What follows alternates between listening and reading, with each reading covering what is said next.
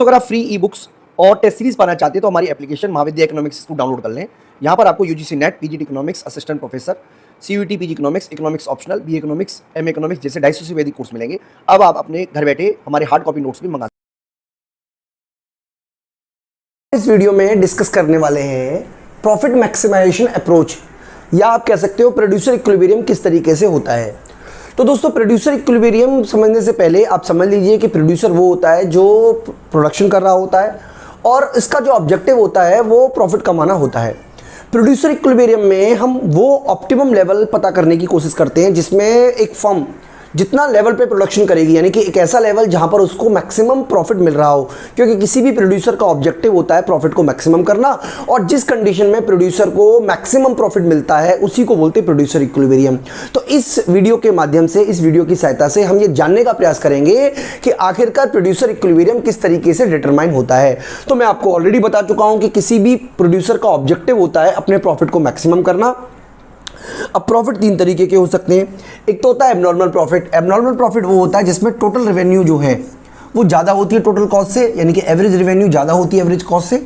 Normal profit वो होता है जिसमें टोटल रेवेन्यू टोटल कॉस्ट के बराबर होती है, और लॉस वो होता है जिसमें टोटल रेवेन्यू टोटल कॉस्ट से कम होती है।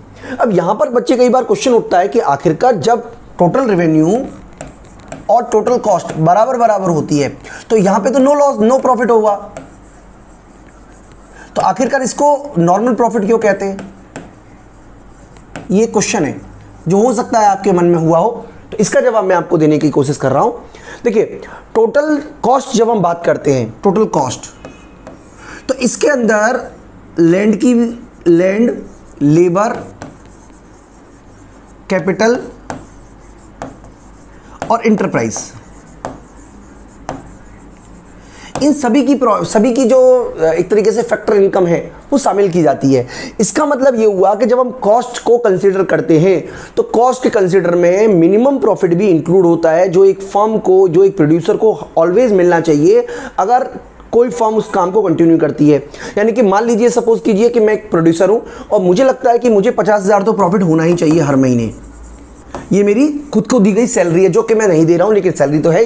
तो इसका मतलब है कि जब हम कॉस्ट को कंसीडर करेंगे तो लैंड, लेबर और कैपिटल की प्राइस को ही शामिल नहीं करेंगे, इंटरप्राइजेस के प्रॉफिट को भी शामिल करेंगे। इसीलिए अगर 50,000 रुपये तक ही मुझे मिल रहा है तो इसको कहेंगे नॉर्मल प्रॉफिट। 50,000 से ज़्यादा मिल रहा है तब उसे कहेंगे एबनॉर्मल प्रॉफिट, और लॉस तब होगा जब 50,000 से कम मिलेंगे। यानी कि कॉस्ट को कंसीडर करते समय हम जो प्रॉफिट, मिनिमम प्रॉफिट इंटरप्राइज को मिलना चाहिए, एंटरप्रेन्योर को मिलना चाहिए, उसको भी इंक्लूड कर लेते हैं। तो आप कंडीशन याद रखिएगा, एबनॉर्मल प्रॉफिट तब होता है जब टोटल रेवेन्यू टोटल कॉस्ट से ज़्यादा हो, नॉर्मल प्रॉफिट तब होता है जब टोटल रेवेन्यू टोटल कॉस्ट से कम हो, और लॉस तब होता है जब टोटल रेवेन्यू टोटल कॉस्ट से कम हो, सॉरी ये बराबर हो, ये कम हो, और ये इसका एवरेज है, तो यानी कि इसको क्वांटिटी से डिवाइड करके ये निकल आता है। तो प्रोड्यूसर इक्विलिब्रियम के दो मेथड है, जिसमें से पहला मेथड है टीआर एंड टीसी मेथड, दूसरा है एमसी एंड एमआर मेथड। दोनों मेथड के बारे में मैं डिटेल में आपको समझाने वाला हूं। तो सबसे पहले हम बात कर रहे हैं टीआर एंड टीसी मेथड के बारे में। तो टीआर का मतलब होता है टोटल रेवेन्यू, टीसी का मतलब है टोटल कॉस्ट। यानी कि एक फर्म को मैक्सिमम प्रॉफिट कमाने के लिए जरूरी है कि टोटल रेवेन्यू और टोटल कॉस्ट का जो डिफरेंस है वो मैक्सिमम हो, क्योंकि वही प्रॉफिट कहलाएगा। अब यहाँ पे देखिए दो कंडीशन है जब हम टोटल रेवेन्यू टोटल मेथड की बात कर रहे हैं। पहला, जिसमें प्राइस जो है वो सेम रहे, मैं आपको डायग्राम के थ्रू समझाने वाला हूं, प्राइस सेम रहे। दूसरा, प्राइस फॉल करे जैसे ही क्वांटिटी बढ़ती है, प्राइस फॉल कर रहा है। तो दो कंडीशन में, अलग अलग कंडीशन में किस तरीके से प्रॉफिट मैक्सिमाइजेशन होता है उसके बारे में डिस्कस करने के लिए हम यहाँ पे वीडियो आपको बना रहे हैं। तो सबसे पहले हम मान लेते हैं कि कोई कंडीशन है जिसमें क्वांटिटी जो है वो इस तरीके से है,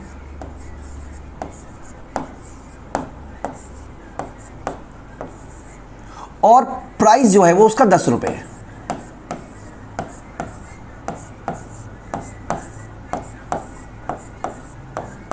इसका मतलब जो टोटल रेवेन्यू होगा वो दोनों को मल्टीप्लाई करके निकलेगा, 10, 20, 30। अब हम जीरो ले लेंगे तो प्राइस भी 10 ही रहेगा, तो जीरो ही आएगा, लेकिन अल्टीमेटली आप चाहो तो जीरो भी ले सकते हैं।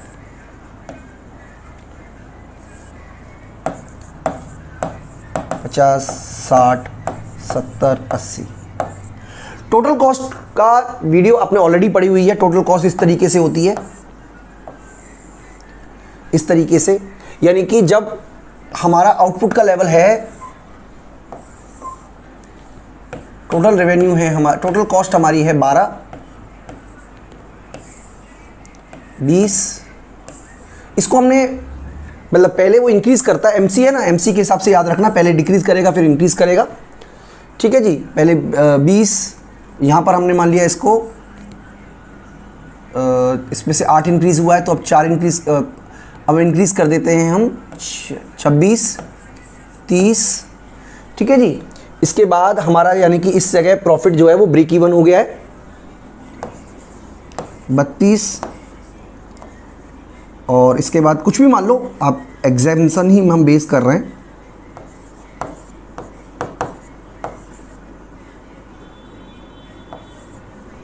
ठीक है जी। तो इसका मतलब ये हुआ, बेसिकली आपको जो याद रखना है, डायग्राम के थ्रू ही मैं आपको समझाने का कोशिश कर रहा हूं कि जिस समय प्राइस कांस्टेंट रहता है, जिस समय प्राइस कांस्टेंट रहता है उस समय प्रॉफिट मैक्सिमम किस तरीके से निकालते हैं।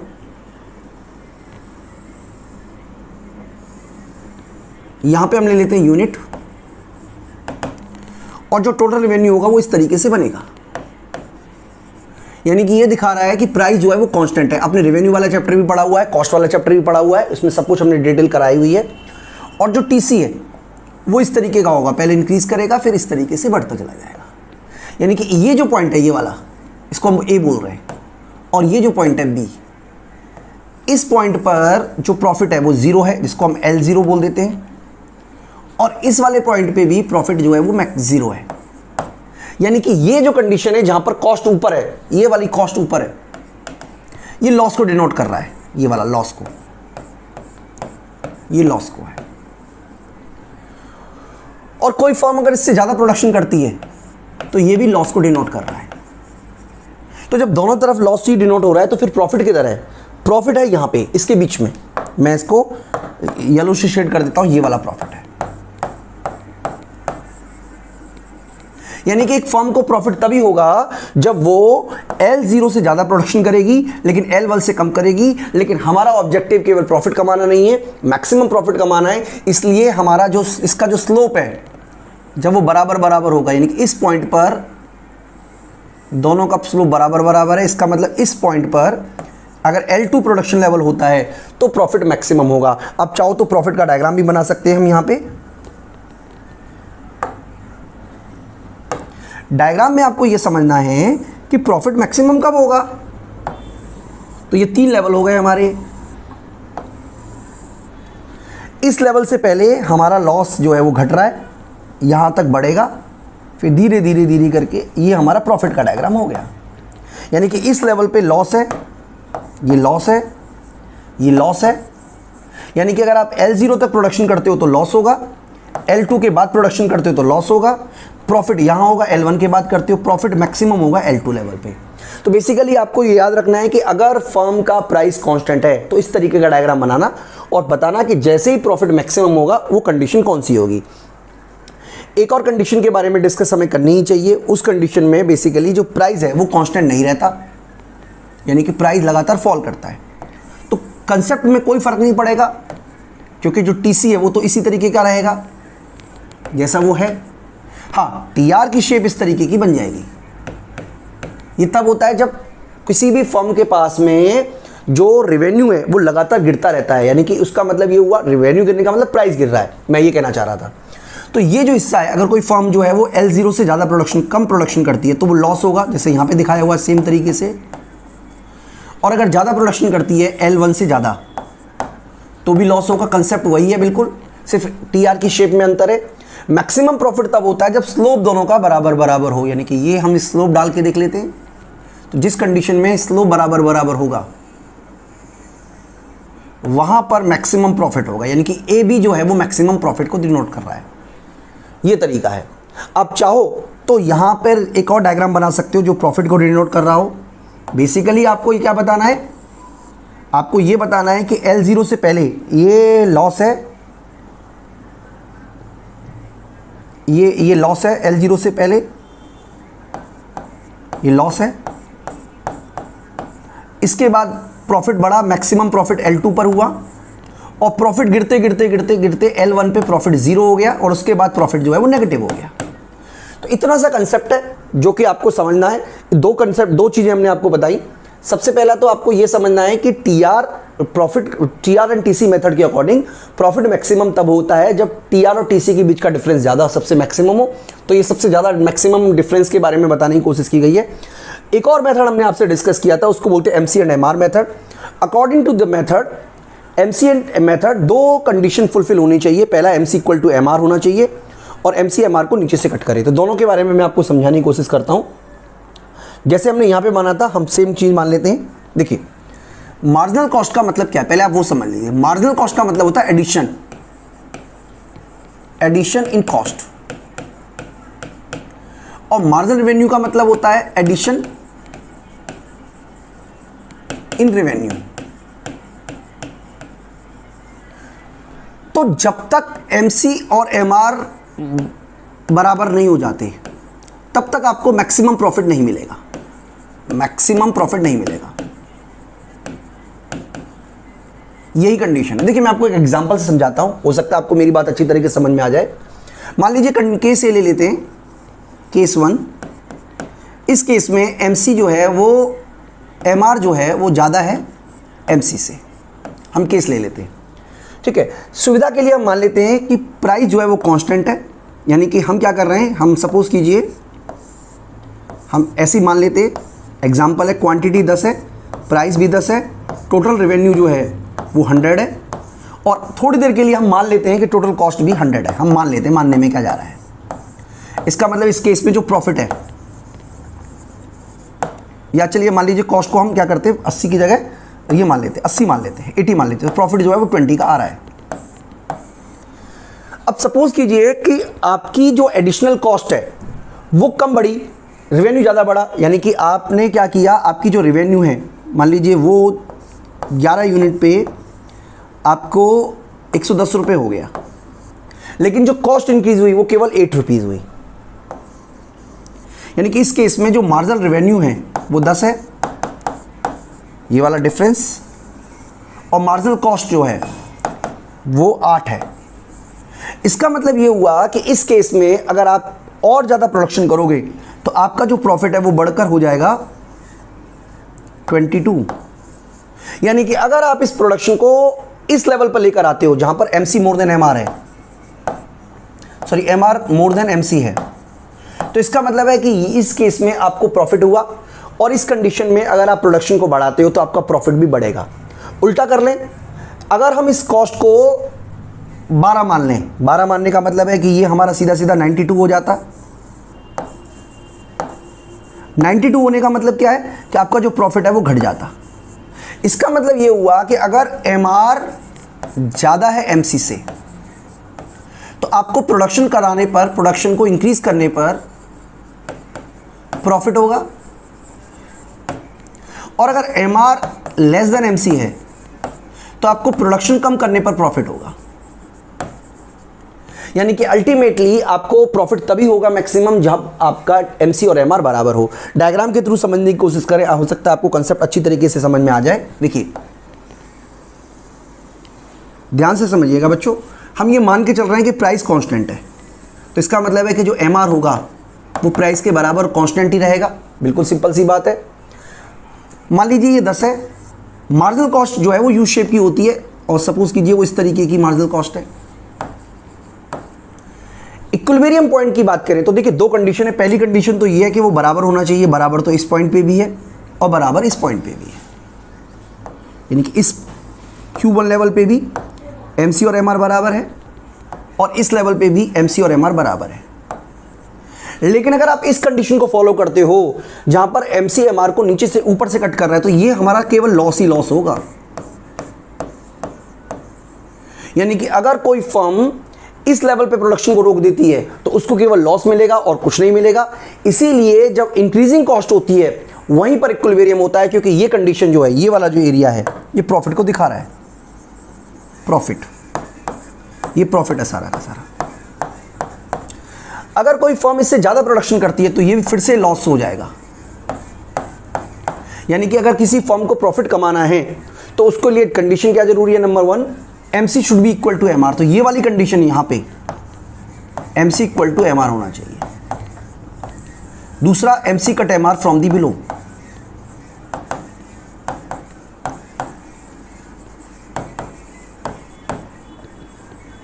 एक बार देखते हैं, अगर कोई फर्म इससे ज़्यादा प्रोडक्शन करती है तो उसको क्या नुकसान है, और कम करती है तो उसको क्या नुकसान है।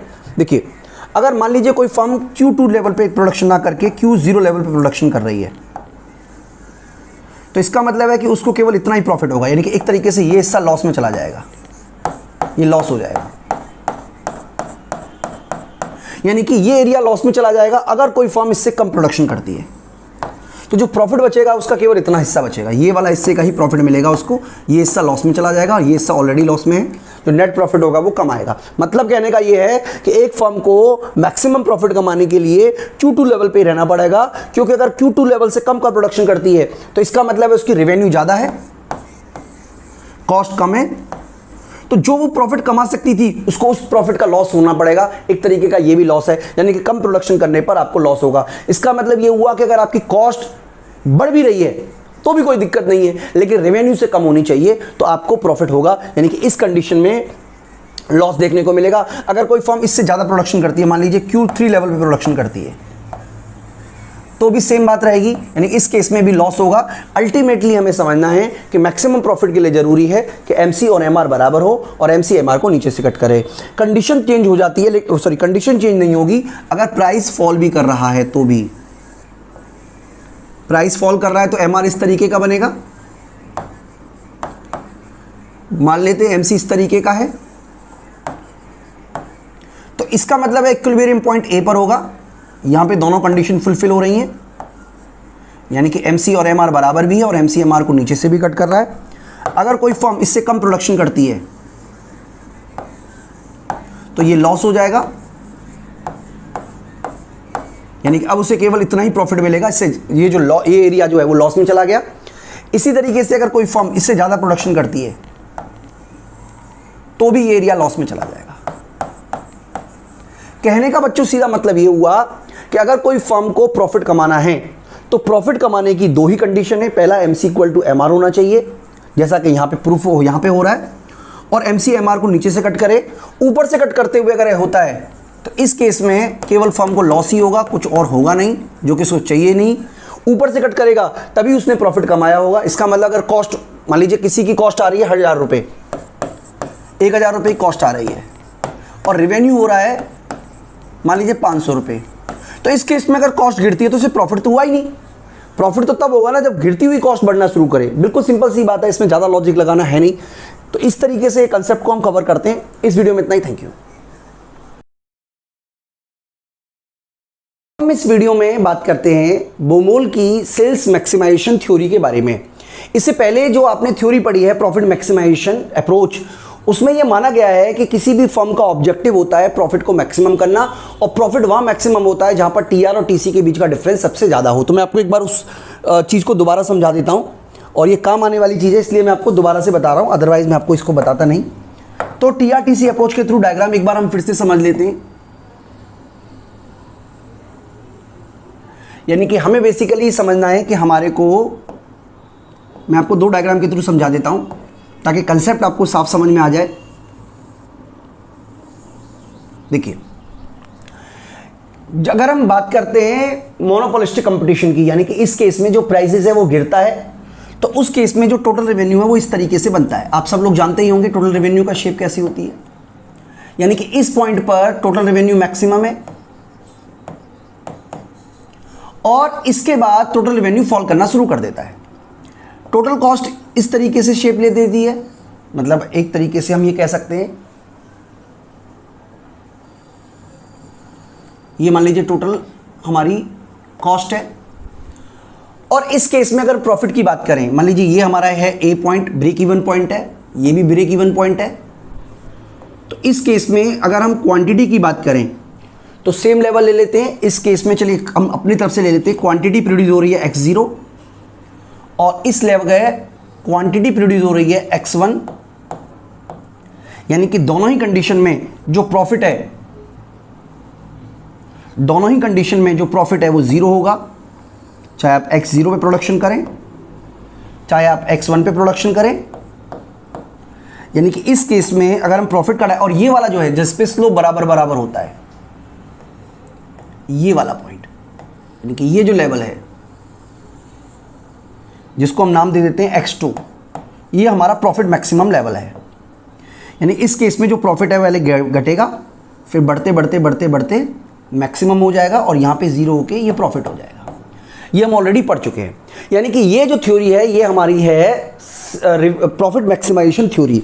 लेकिन जब हम बात करते हैं सेल्स मैक्सिमाइजेशन थ्योरी की या रेवेन्यू मैक्सिमाइजेशन थ्योरी की, तो रेवेन्यू मैक्सिमाइजेशन थ्योरी हमें बताती है कि किसी भी फर्म का ऑब्जेक्टिव जो होता है वो सेल्स को मैक्सिमम करना होता है, सेल्स रेवेन्यू को मैक्सिमम करना होता है, ना कि प्रॉफिट को मैक्सिमम करना। सेल्स रेवेन्यू का मतलब यहाँ पर है प्राइस इनटू क्वांटिटी से, केवल फिजिकल क्वांटिटी नहीं लेंगे, जो रेवेन्यू जनरेट हो रहा है उसकी बात हम कर रहे हैं।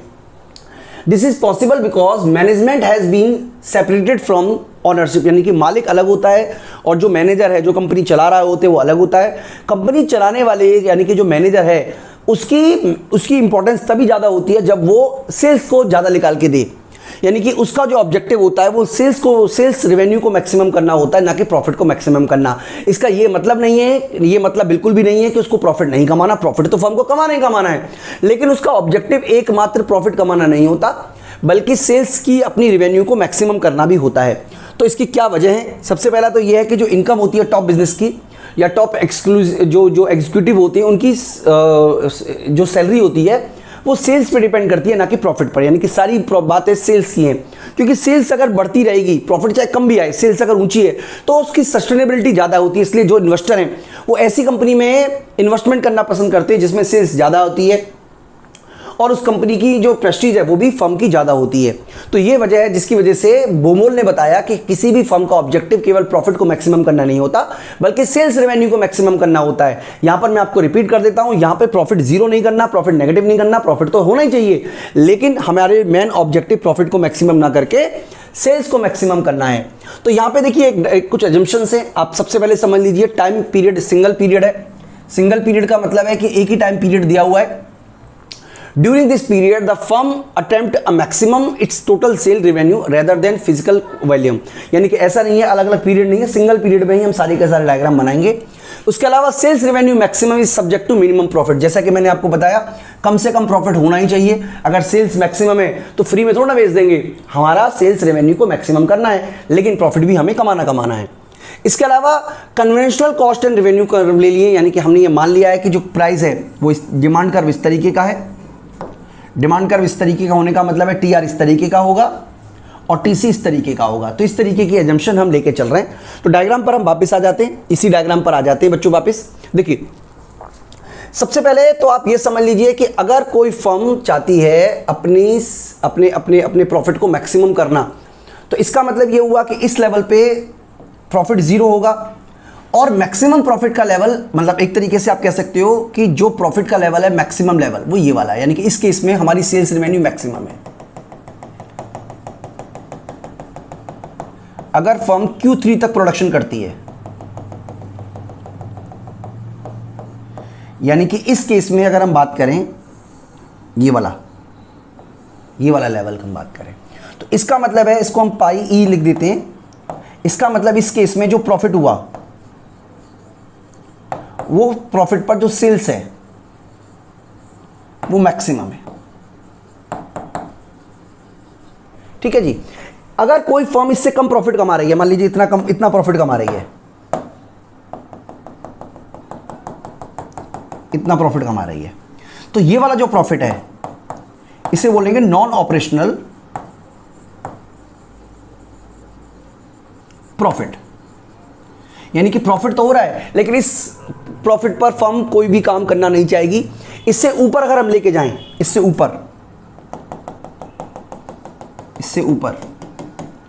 तो ये हमारा है ऑपरेशनल प्रॉफिट।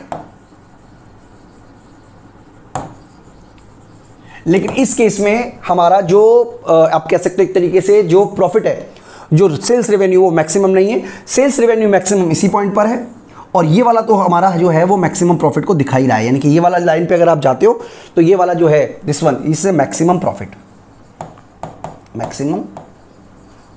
तो बच्चों कंसेप्ट बहुत सिंपल सा है। कंसेप्ट ये कह रहा है कि हमारा जो इक्विलिब्रियम लेवल है, फर्म का इक्विलिब्रियम लेवल है, वो इस ए बी प्रॉफिट ना कमाकर फर्म प्रॉफिट सीडी प्रॉफिट कमाएगी, यानी कि थोड़ा सा प्रॉफिट कम कमाएगी, लेकिन अपनी जो सेल्स है उसको मैक्सिमम करेगी। तो मैक्सिमम सेल्स X3 है जो ऑपरेशनल है, यानी कि इस लेवल पर अगर आप काम करते हो तो आपकी सेल्स भी मैक्सिमम होगी और साथ ही साथ आपको एक ऐसा प्रॉफिट मिलेगा जिस पर आप अपनी फर्म को लगातार काम करते ले जा सकते हो। तो बच्चों ये पूरा का पूरा कंसेप्ट है जिसको हम बोलते हैं Baumol approach of sales revenue maximisation, और मैं उम्मीद करता हूं कि आपको अच्छी तरीके से कंसेप्ट समझ में आया भी होगा।